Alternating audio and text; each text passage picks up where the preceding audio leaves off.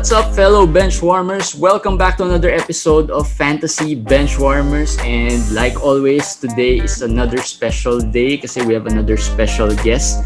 I'm your host. My name is Jeremy Tan. And of course, kasama pa rin natin our Commissioner Eric Go. Hey, Eric. Hello. Hi, everyone. Okay naman. Sobrang busy na yan si Eric. Mahirap na yung hagilapin kasi ang daming drafts. Every night. So I hope everyone's excited for the drafts. Pero before draft, let's talk about this. Our guest, kasi we were excited. Medyo nagulat kami that he said yes kaagad kasi naisip namin he might have a busy schedule, pero we were able to schedule this on short notice. So I don't know kung anong intro pa. He's a radio DJ, one of the best, if not the best radio DJ in the Philippines. And he is also, based from what I've been hearing sa mga pag nagkukwento siya about fantasy basketball, I would believe he's very passionate about NBA fantasy. Please welcome on our show. It's an honor for us to have him, Mr. Mo Twister. Hey Mo. Hey, thanks guys. Thanks Jeremy. Thanks Eric for having me. I appreciate the very decorated intro as well. I always like the if not the best. Wow. Hey, great. But yeah, no. I mean, I'm pretty quick to say yes. I know you were saying you're kind of surprised that I said yes, but I'm pretty quick to say yes to all podcast guestings. And then a very big yes pagdating sa mga fantasy basketball podcast guestings. So I love this stuff. It's a big part of my life. I'm sure you guys can relate. You have a fantasy basketball social. I'm sure malaking bagay yung fantasy basketball. You know that draft night is just as big as any other holiday or birthday or whatever. It's the most exciting part of the fantasy process, kumbaga. It's even bigger than finals, like Game 7 of finals for me. Like draft night is the number one basketball day for me in the whole calendar year. It could be there could be a Game 7 of the finals. It's still important, obviously, but nothing like draft night. I mean, I can't sleep. I can't think about anything else. In Game 7, you could maybe skip the first quarter, the second quarter, diba? Yeah. Pero yung draft night, you can't skip the whole process. You have to be It's more personal for you. It's more personal because it's your team. You're building it. It's our fantasies kasi to be GM. I watched Mo in the NBA GM show. Yeah, right. I was in the school, and I got there because of fantasy. I got there because I've been playing fantasy for a very long time, and so again, it's not even just. I mean, I know I was lucky in that sense where I was able to turn a fantasy basketball hobby into something somewhat professional for a couple of days, with the NBA. But to even just get flown to New York to experience it, to be with Mikhail and just kind of all the other guys, to be in their office, in the NBA office, just because of fantasy basketball was really kind of crazy to think about. So I rewatched portions of it nga before this. I saw your face when you saw Mikhail. And David Griffin, right? Right. Yeah. Who him and I still text, we text. Talaga? Yeah, it's really, I'm surprised at how kind of social he is or keep in touch type of guy he is, even though he has the Pelicans job. I congratulate him when he first got it. I told him about the Philippine connection between New Orleans and Pilipinas, diba? Historically. And he was like, "Wow, really? I didn't know that." So when we have Filipino Heritage Night, make sure I'll bring you in, and let's kind of just hang out over here. And he keeps in touch, which is really really kind of cool. So, and maybe that's the reason why he's such a good general manager. Yeah. Maybe he handles people. Yeah, absolutely. Maybe he's gonna offer you a job soon. No, I doubt it. I mean, you should have won that. You should have won that contest. I did. I thought I won that. But yes, you won that. Having said that, like the guy who did win, him and I keep in touch too as well. We message a lot. I think it didn't turn out to be the job opportunity that I thought it kind of was marketed as. It was like, okay, papasok ka sa organization, like that really didn't happen. Okay. But the networking was there. I mean, again, Yeah. when you're still keeping in touch with Griff and some of the other guys, which you do, you still keep in touch with them. You can always maybe parlay that into a job. I don't, because I've got a family now. It's hard to just. Obviously, any job in the NBA, I think I would try to convince my wife to pull us out of this and go.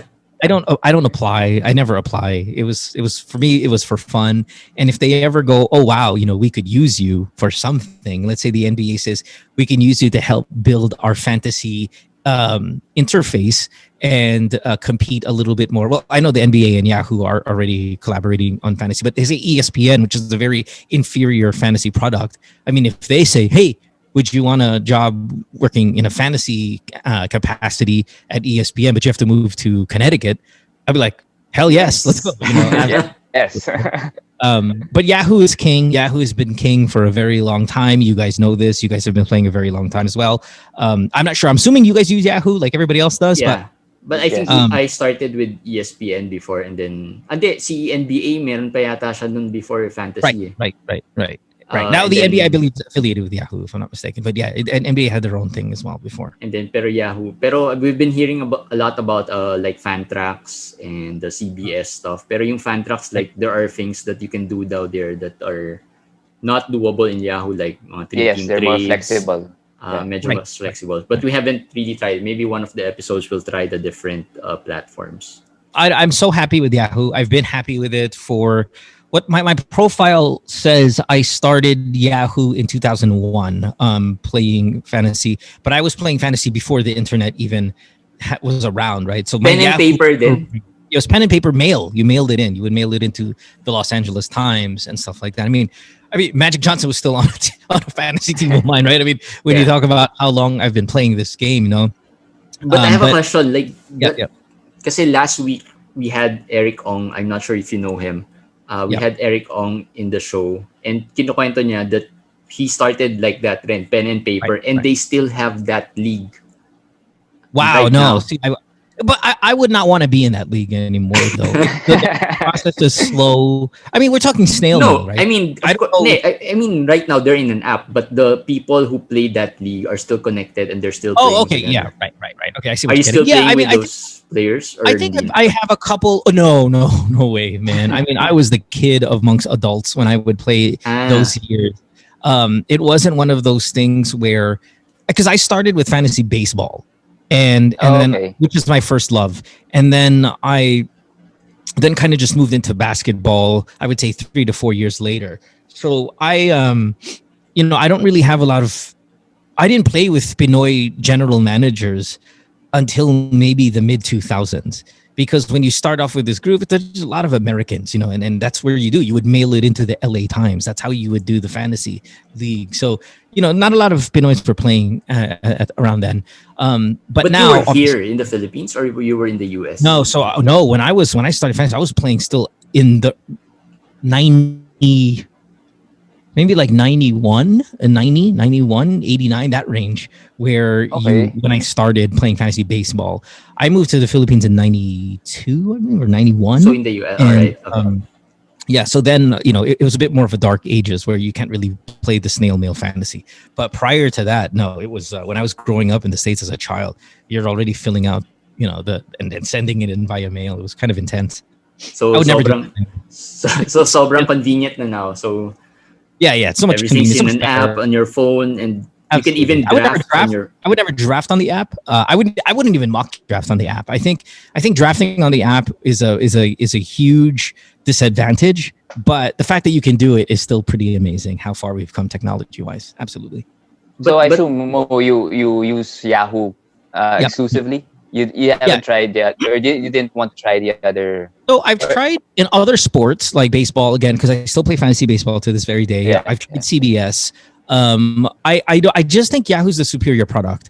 I think it's the best thing about Yahoo left. I mean, while my email address that I use is still Yahoo, the search engines, obviously Google has crushed that, and news. I mean, you can get any news outlet that has better information than Yahoo used to have. So I think Yahoo Messenger is no longer a player, I think, in the No, industry. no. I mean, it's Yeah. Facebook and everything, or Viber, whatever, Zoom, things like that. But so I think the only thing left that Yahoo has a stronghold on is fantasy sports. And I'm very, very happy with their interface. I'm very happy with their product. I don't see myself changing, even though or trying something else. Even though you can argue that some of the categories are a little old school. No, especially in other sports. Like, I know this is a fantasy basketball, so forgive me, but in baseball, they still count things like wins, which in the modern game is not a big deal. Batting average, which in the modern game is not a big deal. It's still there as a core category, which of course, as a commissioner, you can turn on and turn off. But I think with basketball, you will see that. Like, maybe turnovers is still a standard of the 9-cat setup, which probably, there are a bit more advanced categories or statistical categories that make more sense to follow in the modern game. No, I mean, like what? Example. Assist to turnover ratio is probably a little bit better if you want to see about the effectivity of a player. You want to even go a step further if you want to do plus minus, things like that actually value the player more realistically than, say, in the real game. And a good example of that is, say, an Andre Drummond, who in head-to-head is still arguably a second-round player, depending on maybe who you pick in the first round. Definitely won't go past the third round. But in real life, this is a guy that teams are just trying to get rid of because he doesn't fit the modern game. Pero sa fantasy, di ba? Still a very much legit contributor, and one that, again, especially in a head-to-head, you would never get Andre Drummond outside of the third round. Even like Sina Westbrook and Sina Lonzo, they're like, although teams like them, but fantasy wise, they pile up the stats pretty quickly. Right. So I mean, still Westbrook are high. Player last year, I think thereabouts, right? If I'm not mistaken. And yet again, third team in 3 years, though, when in real life, no. Yes. So you're right. You're right. There are stats, I think, in our fantasy game that don't measure the true value of the player in real life. Or it exaggerates their value, but not so often. There are only maybe handful of examples like Westbrook or Drummond, stuff like that. Pero right now, are you playing like how many leagues are you playing competitively? I only play in one league. Because I don't do fantasy for fun. It's a responsibility. It's like a child. Like you have to do it, and you have to do it well. Yeah. I've not finished outside of the money. I don't remember when. Yeah. I've never came any lower than second place or third place in a year. And it could be forever. I refuse to finish in fourth or third, even. In fact, I would probably fall in a state of depression if I fell to 10th place, 11th place, or 12th place. No, it's not an option for me. So I don't play fantasy for fun, and that means I can only play one league. So I would assume that super competitive yung league that you're playing. Massive. Yeah. Well, the league is pretty competitive. I'm very competitive, and I invest a lot of my outside life based on my fantasy team as well. So if I drafted certain players, I would go to those games in real life. So if I had a bunch of leagues, that means I own or I roster, 35 players. Yeah. But if I play in one league, I roster 13 players, and I can follow those 13 players more personally in terms of my work schedule, my viewing schedule, my travel schedule, and which games I'm going to buy tickets for. All of that on my fantasy team of the year. That's true GM yes, it's level. like being a GM. Right. I monitor players ko, I'll just follow these players. Yeah, right. So the moment after the draft, the first thing I do after the draft, I follow all of them on social media. So Instagram, Twitter, and then I unfollow all my guys from last year. Right? Pero what if like trades? If you unfollow them, how about news about them or like? Oh well, I mean, I still follow the news. I'm talking about their personal lives. I'm invested in my fantasy players' personal lives. Okay. Their marriages, their girlfriends. They're like, I will watch it. I monitor it. And I know it doesn't really play that much of an effect on the output but I feel, again, like you said, a genuine GM experience where I need to know about their character, Di ba? I need to know Yeah. about Pero their curious second- ako, do you follow them, and then if you found out news like about something that happened in their personal lives, does it medyo nagkakaroon ka ba ng parang if it wasn't good news, you'll feel like I have to trade this guy because this guy might I wouldn't screw say I up would in the next trade. few I wouldn't games. say I would trade them, but it does play you make a mental note. Case in point this season with Carl Anthony Towns, right, who lost 7 family members Yun, no. tragically through COVID, and has openly said how much it has affected him mentally, and mentally, of course, can equal to physically, and mentally can equal to a loss of production on the court. And as awful as that is, and of course he lost his mother, which is truly, truly horrific. Life goes on for the league, for the teams, for Carl, for us as fans and as fantasy managers. So do we then go, okay, Carl Anthony Towns come from a wrist injury last season, as well as a loss of 7 family members. Is he no longer a top 3, 4, 5 choice in this league? And Actually, one of the questions yan dun sa mailbag namin, so we can answer that now. Yeah, so we can. So yeah, I don't know what the exact question is, but yeah, fine. Exactly like that. Exactly like that. Will that affect him? And the answer is I don't know. We don't know because they're not robots. They're individuals. And I think that's why you follow them as an individual, because you want to see how certain outside stimuli affect them. And I know it almost makes it sound cruel because we're playing a game based on their lives, but at the same time, I mean, I think we care about our players like a coach does, like a GM does, even though it's not a formal relationship.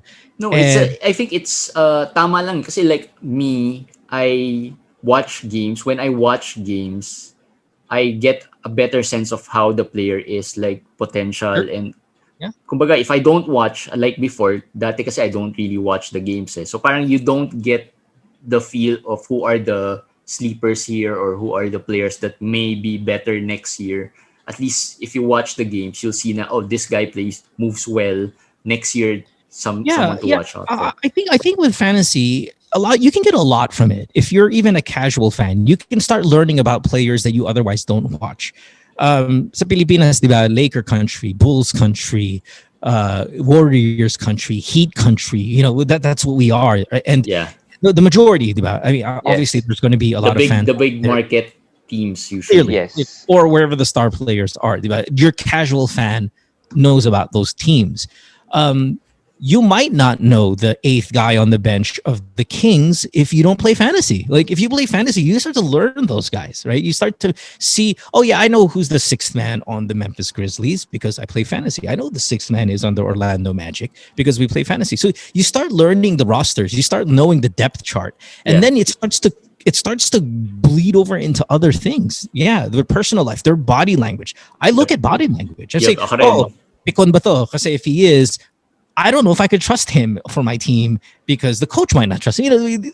Those very little things could be the difference when you're picking up a free agent. Okay, now maybe it's not that big of a difference with your first rounder, your second rounder, your third rounder, but your free agent, your waiver wire pickup, those might make a difference. Yeah, those little details might make a difference for you. Let's go back. You were saying. I mean, but that's why I follow them on a personal scale as well. It isn't naman really to affect the top group of players, but more those mid to late rounders, free agent pickup guys. Which are equally important.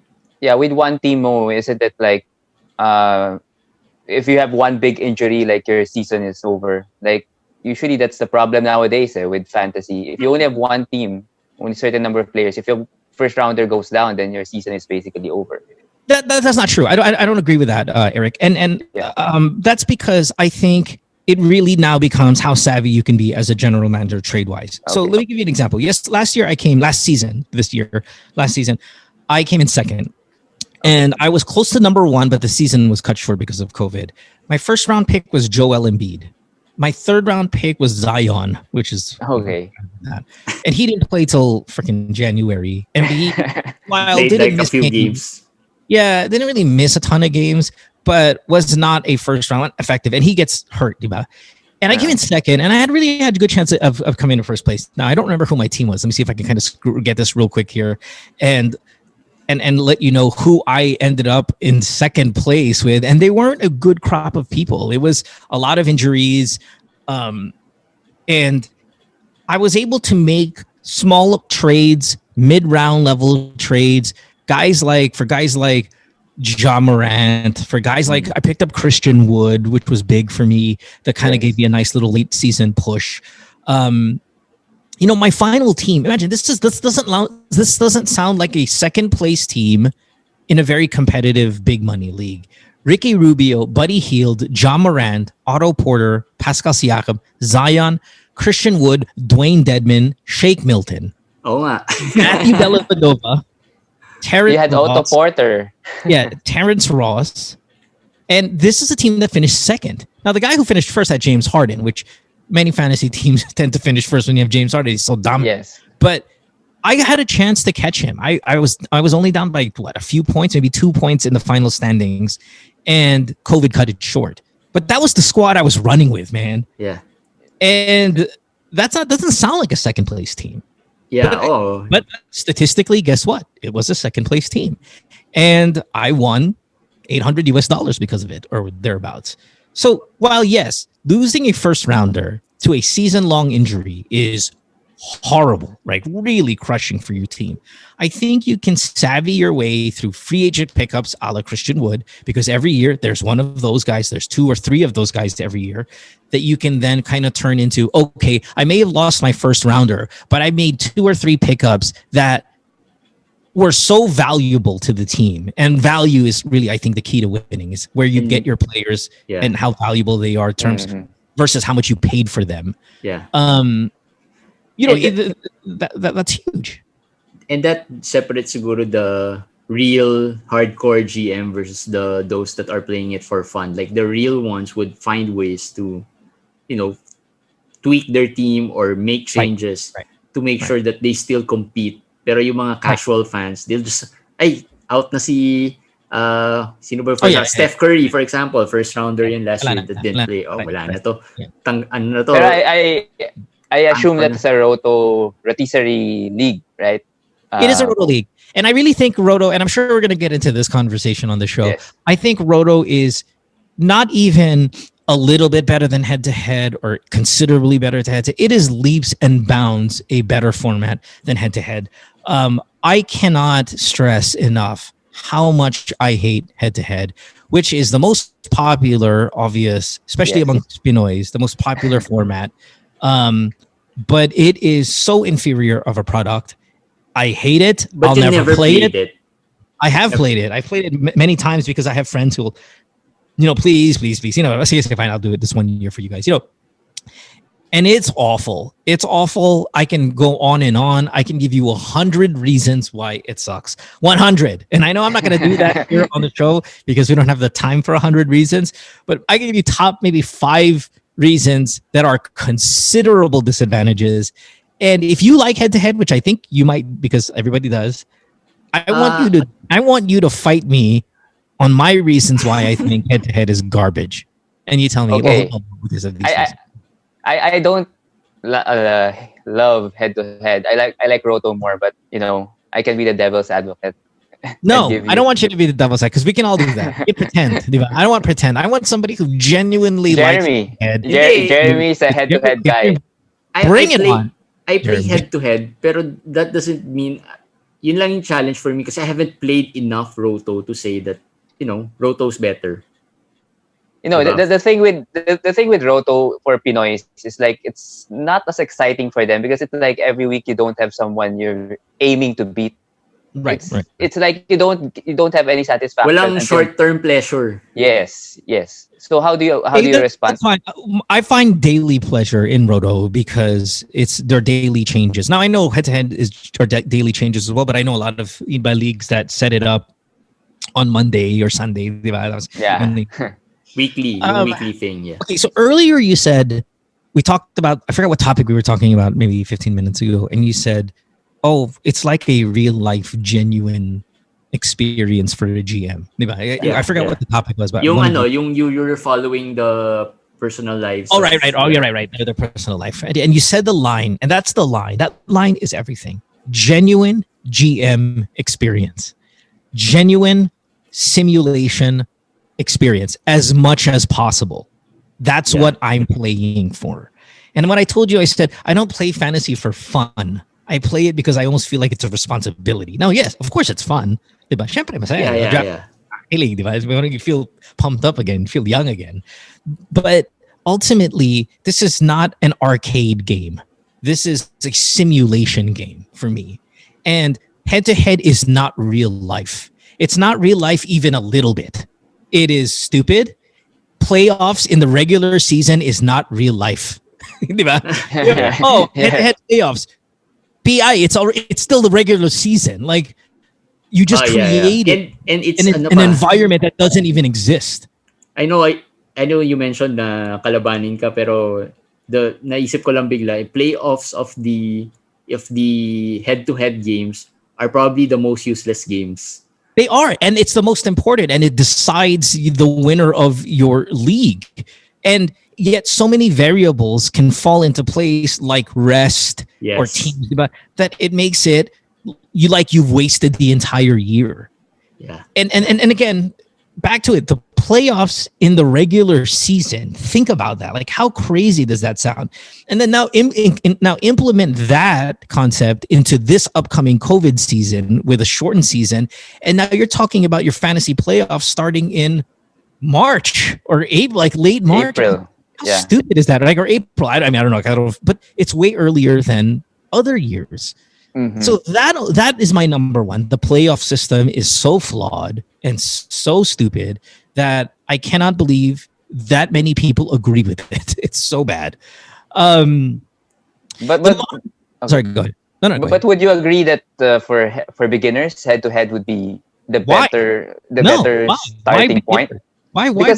Because it's easier to understand for them. It's like how is it easier? I don't see how it's easier to understand. In fact, I think it makes you even stupider, because when you play head to head in a 9-cat, let's say 9-cat head to head, what do you play? Do you play 9-cat, 8-cat? Yeah, 9-cat. So 9-cat. So what do you have to do? You have to win 5 categories each. Right? Yeah. Okay. Yeah. So now you can completely disregard 4 important categories. You don't even have to focus on it. You just need to win 5. I'll lose 4. Okay lang, basta manalo ko ng 5.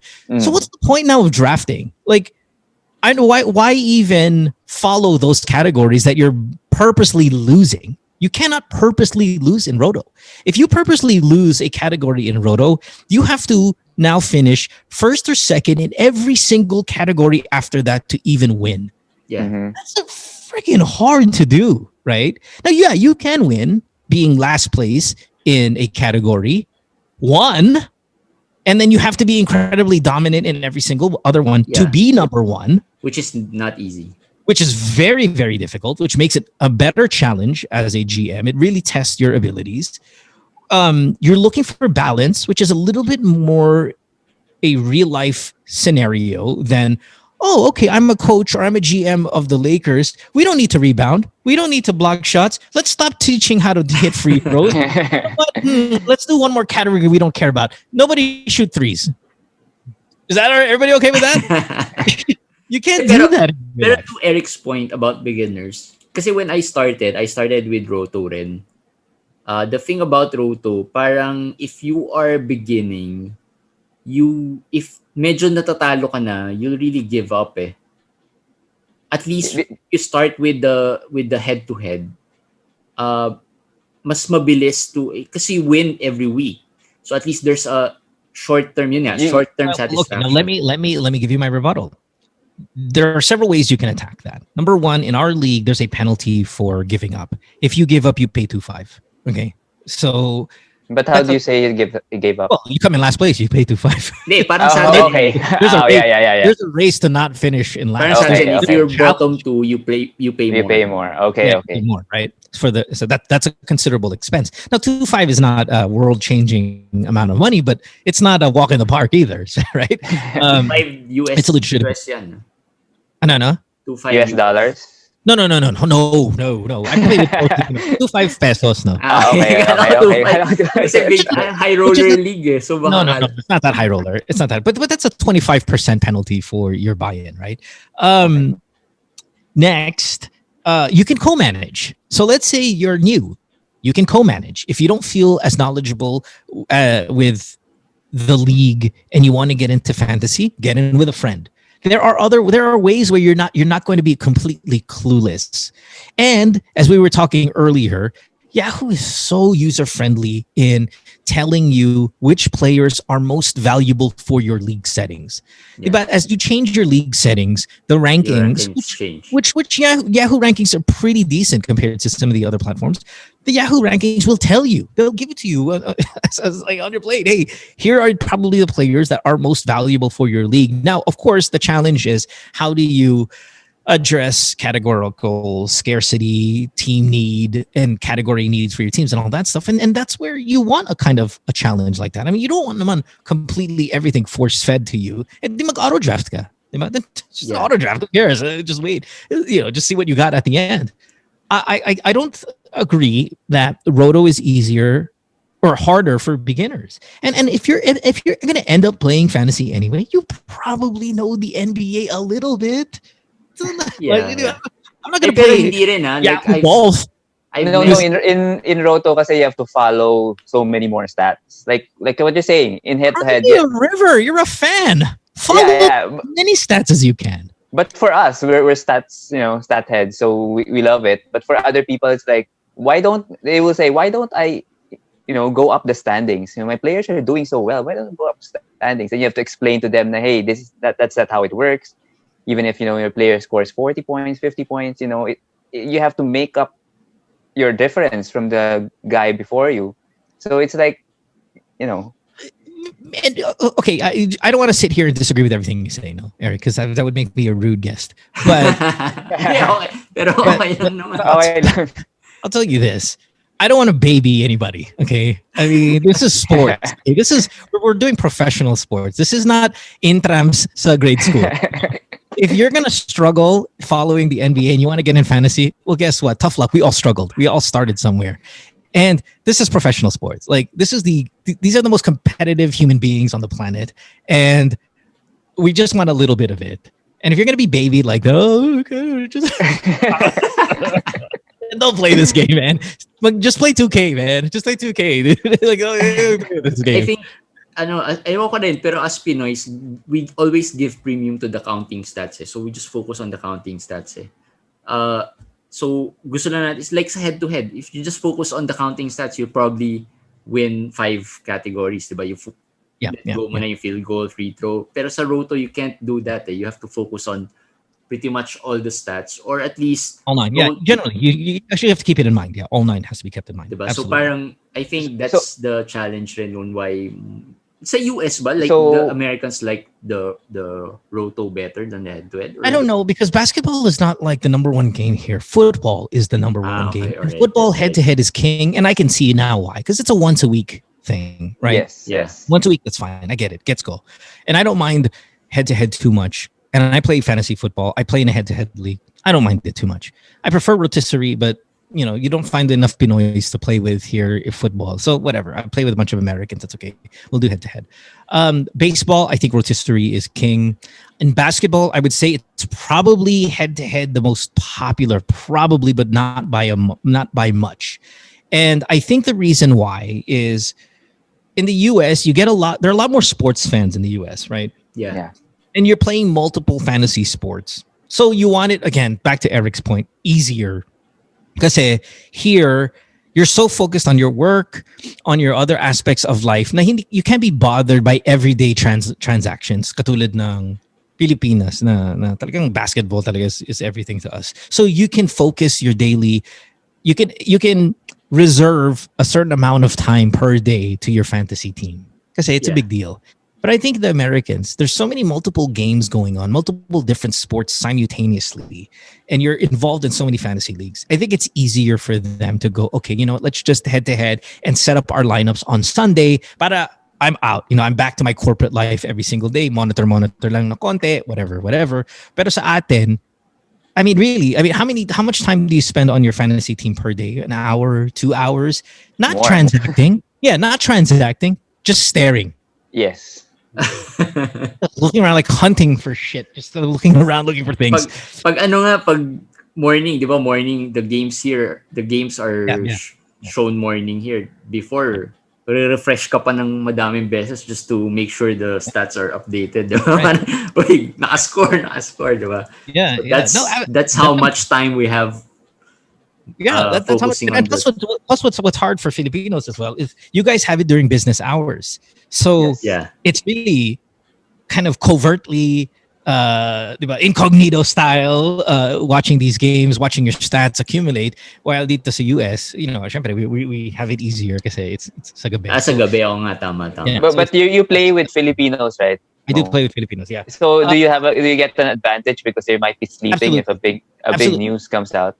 Absolutely. So And they don't think- complain to you. Yeah, well, I don't know. I mean, Are you listen, the only one in the US who's competing in the league? No. So we have 14-team league right now. I would say 5 of us are in the US, and then the remaining 9 are somewhere spread around in Asia. I think Pacific time has the advantage. I have the advantage Pacific time because you can stream your daily transaction, guys, because Yahoo tracks their calendar days using Pacific time, right? Yes. So I don't know if you guys do that, where 11:59 you pick up a player for the next day, 12:01 p.m. a.m. Yeah. That's where the Asian geography comes into play. That's where you guys have the advantage when it comes to midnight pickups, because midnight to you is during the daytime for you guys. So I think the disadvantage comes to the East Coast Americans. They have the biggest disadvantage because they would have to do that at 3 a.m. their time. Now, I know that this is Pedro. We're starting getting into the obsessed hardcore talk. Yeah, you're starting to get into the obsession stage here. But I think the Americans have the advantage for replacing players that the coach has decided to do something throughout the day. Woj bombs, stuff like that. We have the Transactions. advantage. You guys are sleeping. Trades, we have the advantage. The daily streaming, the Asians have the advantage because of time zone. The injury replacements, I think the Asians may have a little bit more of an advantage than the Americans. Case in point, the Warriors are playing the Trailblazers. Say, I don't know. Give me one. I mean, any random player. Nurkic. Nurkic suffers an injury in the fourth quarter. Okay, well, what time is that? That's 10:15 p.m. Pacific, where if you're not watching the game, you're putting your kids to sleep, you're fixing up, the house you maybe not can monitor so much. And then if you're in the East Coast, that's 1:45 a.m., right? Yeah. So who's got the advantage? It's the Filipino guy who Kasi kakagising lang niya. 10 a.m. nanonood. Nagla-lunch. Fourth quarter lunchtime. Yeah, well, yeah, baka nga, you've been just sitting there, wala lang, just watching. And you see Nurkic go down, you know what to do. Boom, you know what to do. Yeah. So, and that's every year. Every year you're going to get injuries. Every year. And when you see in the leagues on the transaction times, you'll see who's beating everybody when it comes to the injury replacements. It's the Asian time zone. It's the Asian time zone. So there are advantages. There are disadvantages. I think they all it all makes it still equal at the end of the day. Everybody's equal. Yeah. Okay. Medyo overly nerd na this topic, but I mean, that's hard. Sige, let's go back to Roto. So let's talk about more about the Roto. So what type of preparation do you do when it comes to preparing for the draft or kasi most likely sanay ka na to already the players you want to pick, right. But for someone who's a beginner, do you have a do not draft list? Yeah, I think I do. It's not as long as I think drafting is it's like counter punching in boxing. You get a feel for what's going on. You see what are people throwing, and then you react to that. Yeah. You don't. True. I have a list of people I want, but those are guys usually in the first round because I can dictate myself getting them. I trade a lot. I transact a lot. Real quick before we get into that. So our league there's a $1. Every move you make $1. You have to pay $1. Literal $1. Yeah, $1 everything. At the end of last season, no, this past season, COVID cut short. I had say 120 transactions. That's $120 I have to add to my. That's a luxury tax. So everybody has luxury tax. That's our luxury tax. So, Okay. and I pay a lot because of transactions and trades. I trade a lot. This season alone, which hasn't even started, I've made 2 trades. I'll make another one later today, likely. And I've traded up for draft picks as well, or down. I had the number 3 pick. I traded down for the number 6 pick. Wait, just for context, hindi pa kayo nagda-draft? No, we drafted. We drafted like 3 weeks ago. Yeah, that was okay. Or 2 weeks ago. And I had the number 3 pick. I traded down to 6 because I wanted Luka. And I thought Luka was a little too high for 3.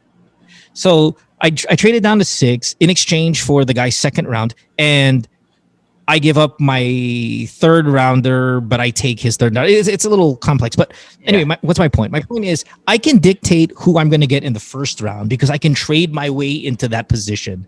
But after that, wala na. I mean, it's free for all. So I don't do a lot of preparation in terms of targeting players, having a must draft or do not draft list of players. It is reactionary, but I do have favorites going into any season, which you do, of course, Eric and Jeremy, you guys and everybody listening has their sleepers, their bust, their rookie that they think is going to do really well out of the gate. We all have our own personal, and I think that's normal. And that's not a roto thing. You know, that's a every format thing. But were you able to get Luka? I did get Luka at number 6. And you know what's nice about it is, and this is fun, is because you can also call the other GMs and try to sway them into not picking your guy. So I knew that if I had the 3rd pick, Luka's mine at 3, easy. Now, I know Yahoo recently updated him to the number 2 player, and that's probably because of, I don't know, for whatever reason, the rest, the market, ano siguro yun, market, trying dinidictate ng market. Right. He's been going there. He's been going there. He's been going in the top 3 range. So I know on with my number 3 pick, I'm going to get Luka because they're going to go Harden and Davis. And if they don't go Harden and Davis, that's a mistake. So I'll just take the mistake. So Luka at 3 to me is too early. So I said, okay, I can get him para sure, or I can trade to number 6 and get Luka at 6. And then I'm going to call every manager ahead of me, and I'm going to talk them out of picking not Luka because I don't want to show my hand, but I'm going to talk them into getting whoever I think is left there. And then, you know, it's a very plastic conversation. Oh, fine. You guys all do this. Right? Hype mo yung certain players so that they would feel na, oh nga no, I mean, this player, mukhang tama ka, this player's you're manipulating them into passing on Luka. And then you make those phone calls, and you make it, and you make it, and you make it. And lo and behold, guess what? Who's sitting at number 6 for me? Luka. Ako naman, and then you play pakipot about Luka. Should I get Luka, guys? You know, Luka was not a top 20 player last year. I mean, he just was. Westbrook was a better player than Luka last year. You know, you start playing that bullshit. Sorry, no, not say bad words. Okay lang. You play that game, no, the BS game. Pero I know you're a Luka fan, right? So did that play a role into I want Luka? Right. So here's my weakness as a fantasy player. And this is a really bad quality of myself. And that's I draft based on, I mean, obviously stats everything, but I draft with external factors in mind, like time zone, like pairing teammates. I love pairing teammates because it makes it more watchable of a game for me. Yeah. Like right now, I have Oladipo, for example, on my team. I really want to trade for Domantas Sabonis because I want to watch Pacer games and I want 2 guys there. It makes it more enjoyable. Yeah. So I do a lot of that. But I draft Luka 100% because he's my favorite player and not because he's a good fantasy player, which he isn't. He isn't an amazing fantasy player. And not yet. He might not even be the right choice at 6. I don't even think he's the right choice at 6.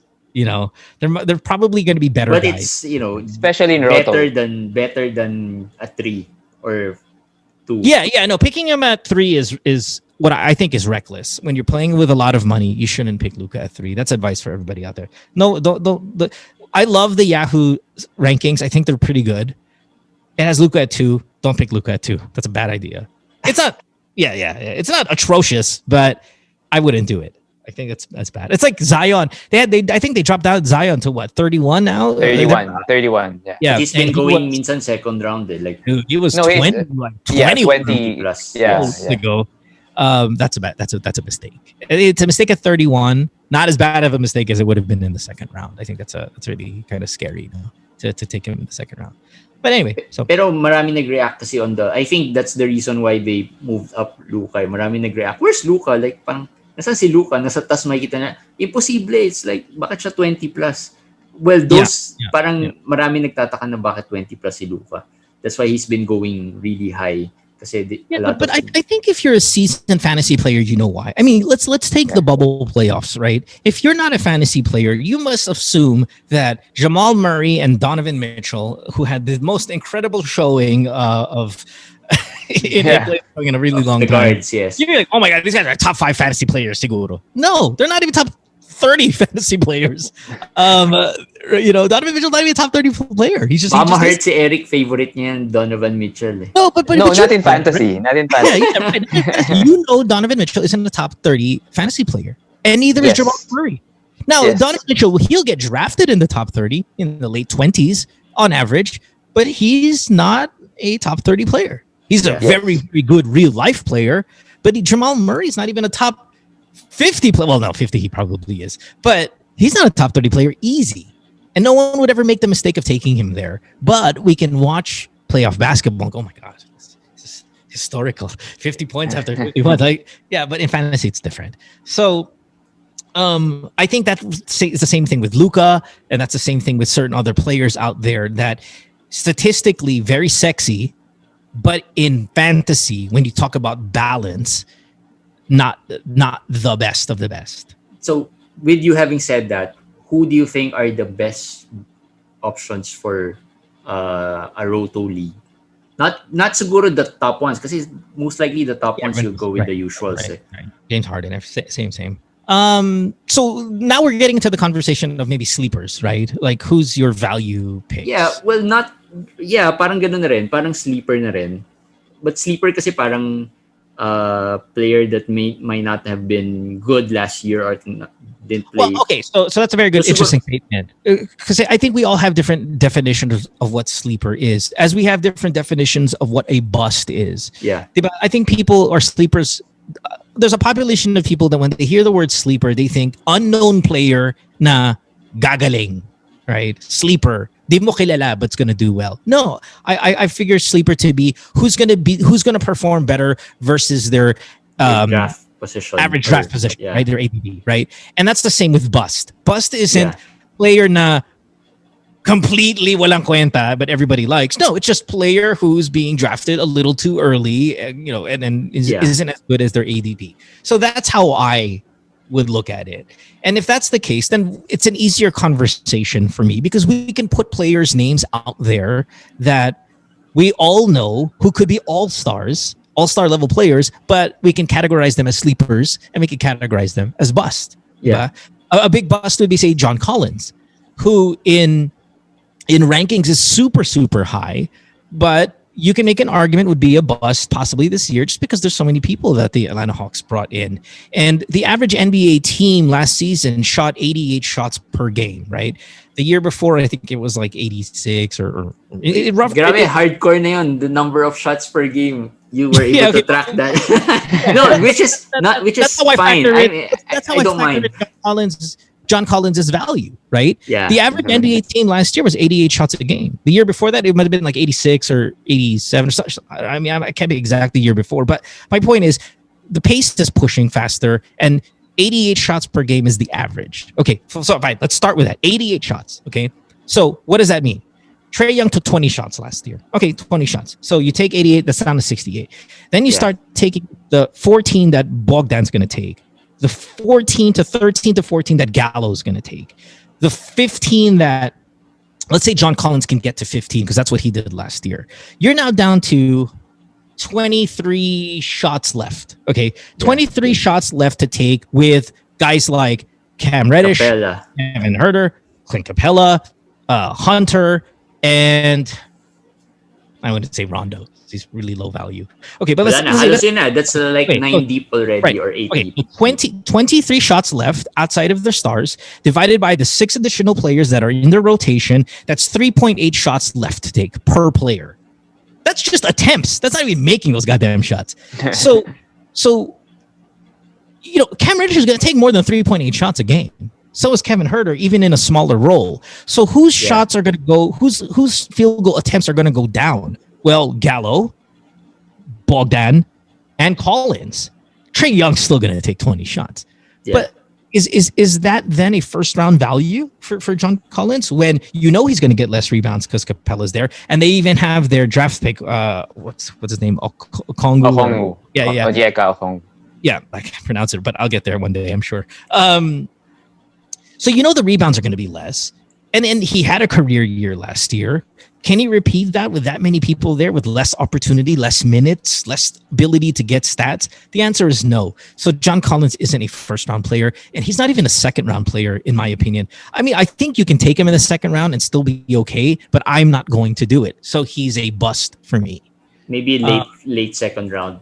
Yeah, late second round I think will be fine just because, he does have pretty good percentages. But it's interesting kasi there are some people are all medyo high rin sila on Collins eh. Parang they feel that the first round value is justified and the acquisitions of certain players will not impact him as big or as much. No, maybe Collins is what people say more of a roto guy because his percentages are good. So great. Yeah, 58 80. My question about that is since roto, we can't punt in roto, as you said a while ago. It's going to be very hard to punt. Very hard. Yeah, you can. Roto.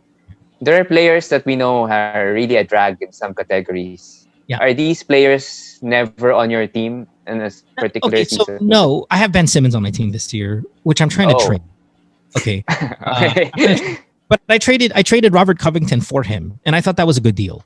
And then I'm gonna move him. So I traded Covington for Simmons. Then I'll take Simmons and move him for somebody else because yes, he is a drag. And free throw percentage could be argued he's a drag as well in turnovers. Yeah. Well, no, he is a drag in turnovers, but he's a much more drag in free throw percentage. I can also go. Well, he can maybe do the Yusuf Nurkic. He can do the Brandon Ingram, which he's an NBA player. He's 24 years old. Maybe he improves. Maybe he improves in free throw percentage and go from because I think he has.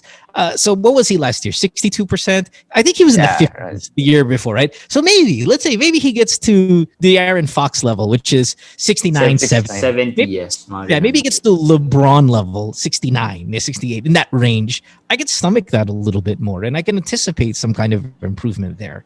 So I'm currently right now, as we tape this show, in that dilemma of yes, I know Ben Simmons is going to drag me down free throw. I know that, but should I trade him or should I anticipate he might have a better shot this season, a la some other players who do improve? Russell Westbrook was a really good improvement as well last year. He was benched.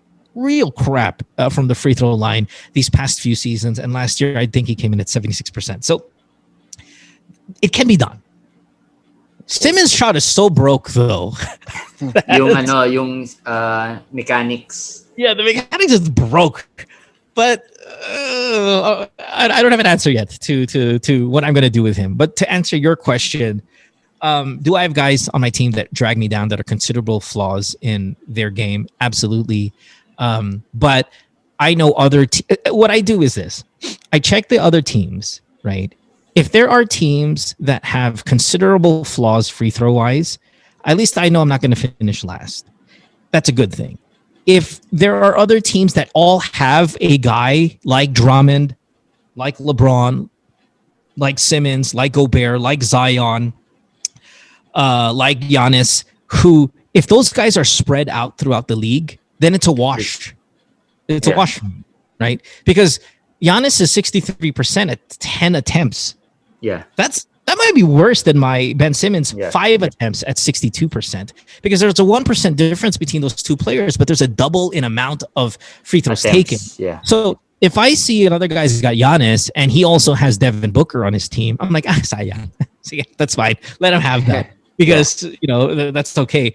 Then I don't feel so bad about buying my Ben Simmons because I see all those other guys are spread out throughout the Yeah. league. Kumbaga Ben kalat, Simmons all and of a sudden then makes it look it easy. would seem like na parang patas-patas na lang. We pretty much have the same problem. Pero Exactly. in other words, you think you can win with, let's say, Drummond? It depends on what the other teams look like. And see, that's I hate to give that answer, Eric, because I know fantasy listeners want definitive answers, but I can't because your team, all our leagues are so different, right? If Yeah. your question is, can I win with Drummond? My answer is, what do the other teams look like? Yeah. Yeah. Right? Because Zion could be worse than Drummond this year, free throw wise. Could be, right? And back to my explanation, if those guys are spread out enough, it's good for my Drummond. It's good for me because then I'm not going to win free throw, but the point is just not to lose it. And if those guys are spread out, I have a really good chance of not losing it. I might not be the best and I might not be the top half, but if I can be in the middle or a little bit under the middle, I'll take that. So if you're listening and you're playing Roto, you have to factor in as well what do the other teams have. Yeah, Para and you that's can see another if reason you're- why I love Roto is because you're playing everybody. Yeah. In the Yes. NBA, you play everybody. It's not this, oh, I'm only going to play the Lakers for a week. No, you play everybody. And it's another reason why I like Roto over head-to-head because of the simulation part. Another reason why, sorry, I know I'm kind of going all over the place here, but just kind of going back to why I like Roto more. And I want to brainwash as many people as possible regarding this. The schedule. I mean, there are less back-to-backs. The schedule, there are more days off. Now, I know this season might be a tad bit different, but generally, the more modern NBA schedule is a lot of time off between games to lessen injury. That hurts your head-to-head setup because you're not playing as many games. I think the COVID situation makes head-to-head even worse this year because you get a positive test, you're knocked out 12 days immediately. And that's a huge amount of time of your week. Now, I know you probably, if you have daily transactions, you can just put your guy on the bench and take a bench player and put him up. But I think this season is the season everybody should try Roto. And if you haven't drafted yet, think about talking to your commissioner, talk to Eric and go, hey, let's do it. Let's try this year lang. It's a shorter season. Let's give it a shot. Pero grabe hard sell talagang Roto for many managers. I've tried it in other leagues. Pero wala talaga, ayaw nila. Sabi nila head-to-head na lang mas maganda. Pero they couldn't see the... I get it because they're not as hardcore, I think, as maybe we are. We're I think when you're hardcore, you're a little bit more open-minded for the best possible situation. And to me, Roto is the best possible situation. But I was surprised that you're drafting snake draft rin. Yeah. I was surprised you don't do the salary cap thing. Auctions, you Kasi mean? parang GM, the auction with the cap. Parang GM type talaga eh. Parang full GM experience na. You have the salary cap, you bid for a player. Yeah, the auction has intrigued me as well. And you're right. I think it might be a little bit more GM than a snake draft. Though the snake draft has a little bit of real life kind of involved because obviously there's a draft that goes on year to year. For example, next season's NBA draft is going to be massive, right? And it does test your ability as a GM on what to do. I can't argue with that. I have That's the reason why I put that question. Kasi parang in my mind, since you're doing Roto, the GM experience is there. You have the salary cap. Talagang sarap I ng agree. experience I to think do. I would love playing with money, even fake money, a little bit more. I can't argue with that. I mean, I even want a keeper league in our system, but in the end, it's voted upon the majority of the people, and they like the snake draft a little bit more, and they don't want to do the keeper. I prefer doing the keeper because then I can get Luka every year, every year. Yun I can have him on my team advantage of every year. that plus plus if you do it in a auction draft, you could target players that you really like. Right. Diba? So The problem with the auction draft this season, though, again with COVID, though, is when you start spending a ton of money on a certain player and he gets COVID, it can really cripple you. So I don't know if you auction guys are changing your strategy this year and spending less money, kind of like they do in real life. Sports, you're bringing out cheaper contracts now because of to make up for the loss of revenue that teams are having in real life. I think there's an element of that in fantasy as well. A COVID positive test for you on one of your big ticket, high expense players can really cripple your season. Yeah. So I think I'm anticipating people who play in auction leagues are going to be spending less money for some of the better players because the risk is just way too high. I doubt. But no, I don't- We but I have think- an auction league pero everyone's really pag So- gusto nila yung player, they would really buy or But I think Smart. this year it should be a balanced strategy. I'm going for that strategy this year, just spreading it out because of that COVID situation. Absolutely. Because it can really, really cripple you. Now, if you're playing auction and head-to-head, then you really, really have to. Because, again, playoffs at the end of the year. I mean, you don't want to lose your guys then. You want to balance team as much as possible this time around.